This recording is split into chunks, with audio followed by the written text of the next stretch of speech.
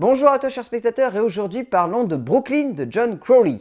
L'histoire c'est celle de Eilish, une jeune Irlandaise qui vit avec sa sœur Rose et avec sa mère, qui va immigrer aux États-Unis dans les années 50. Une fois là-bas, on va la voir grandir, s'épanouir, tomber amoureuse, etc.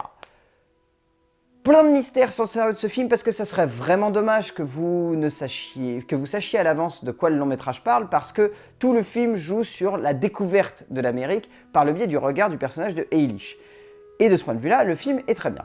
Alors, Brooklyn, c'était le film qui sortait un peu de nulle part aux Oscars, c'est-à-dire qu'avec ses 3 nominations, il avait tout de même réussi à en décrocher une dans la catégorie meilleur film, ce qui est une catégorie très prestigieuse, et au-delà de ça, il a été nommé dans meilleur scénario adapté et meilleure actrice.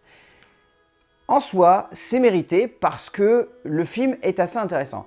Alors de là à avoir une nomination en tant que meilleur film, c'est peut-être un petit peu exagéré, mais au-delà de ça, le film est plutôt intéressant dans le biais, on va dire, d'un regard sur l'Amérique et surtout d'un regard féminin. Parce que de ce point de vue-là, le film est assez intelligent. Après, le film est extrêmement romantique, beaucoup trop romanesque, a tendance à beaucoup trop forcer les traits, on va dire, de sa narration et de sa dramaturgie. Et ça fait que lorsque l'on ressort de Brooklyn, on a la sensation d'avoir passé 2 bonnes heures à regarder une femme qui ne savait pas vraiment ce qu'elle voulait, alors que dans un premier temps, le film était très beau de ce point de vue-là et avait tendance même à beaucoup nous toucher. Et puis, on va le voir, au fur et à mesure que le film se développe, il donne la sensation de ne pas vraiment savoir ce qu'il veut raconter.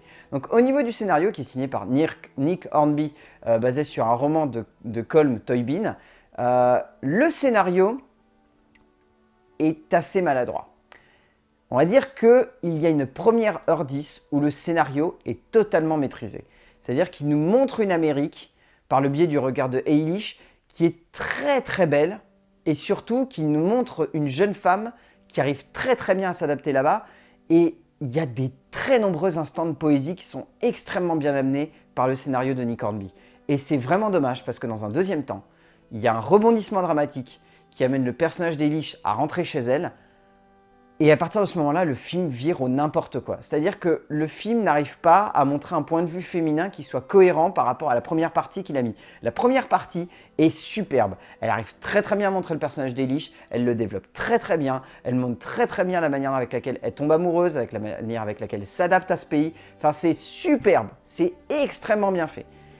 Et il y a ce rebondissement qui fait tout foirer parce que la deuxième partie de film est vraiment pompeuse et on ne comprend pas du tout pourquoi elle agit comme ça, le personnage féminin. Et c'est vraiment dommage parce que le film aurait pu être beaucoup plus élégant, beaucoup plus subtil, beaucoup plus fin et beaucoup plus concret.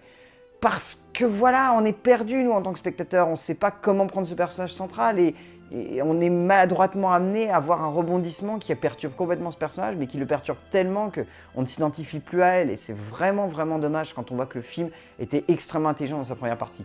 Ça marchait très bien aussi parce que John Crowley a une mise en scène qui est simple, qui est extrêmement simple, mais qui fonctionne à merveille.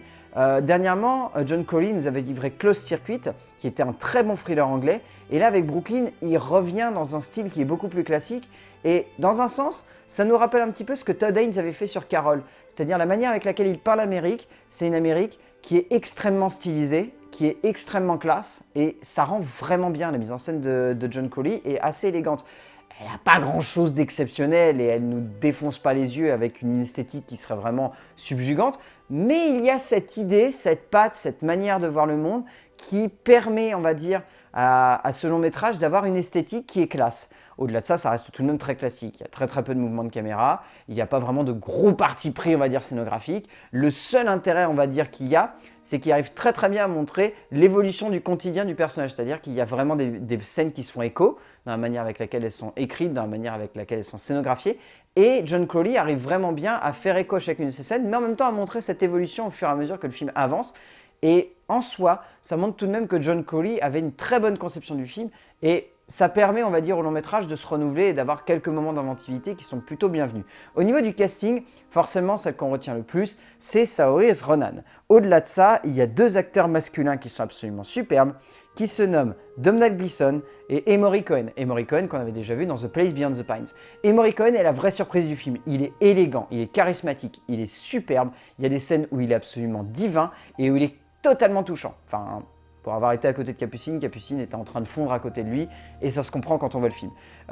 Au-delà de ça, dans les petits rôles secondaires, on a Julie Waters et Jim Broadbent, qui sont vraiment excellents tous les deux. Ils ont des petits rôles, mais ils sont vraiment bons. Domhnall Gleeson est élégant malgré le problème que son personnage gêne, on va dire, vous verrez, quand vous verrez le film, vous comprendrez. Mais en soi, son personnage est très bien. Et Saoirse Ronan mérite totalement sa nomination aux Oscars. Elle était en position d'outsider, elle n'aurait jamais pu gagner le prix, ça c'est clair et net. Mais elle avait cette manière de concevoir le personnage qui est très bien, qui est très élégant, qui est très beau, et ça donne lieu à de nombreuses scènes où on est totalement emporté par le film parce qu'elle est à fond dans son personnage, et c'est extrêmement fin la manière avec laquelle elle le campe. Donc voilà, Brooklyn, c'est un film qui est extrêmement classique, qui est vu et revu, que vous connaissez déjà par cœur, mais qui a cette petite flamme et cette petite manière de concevoir son personnage et sa narration qui permet au film d'être tout de même intéressant dans un premier temps et malgré cette deuxième partie, de rester sur cette première impression et d'avoir la sensation d'avoir vu un très joli film romanesque. Donc voilà, Brooklyn de John Crowley, si vous avez l'occasion de le voir, vous pouvez vous y frotter, c'est un film qui est élégant et qui est classe, donc vous vous emmerdrez pas du tout. A plus!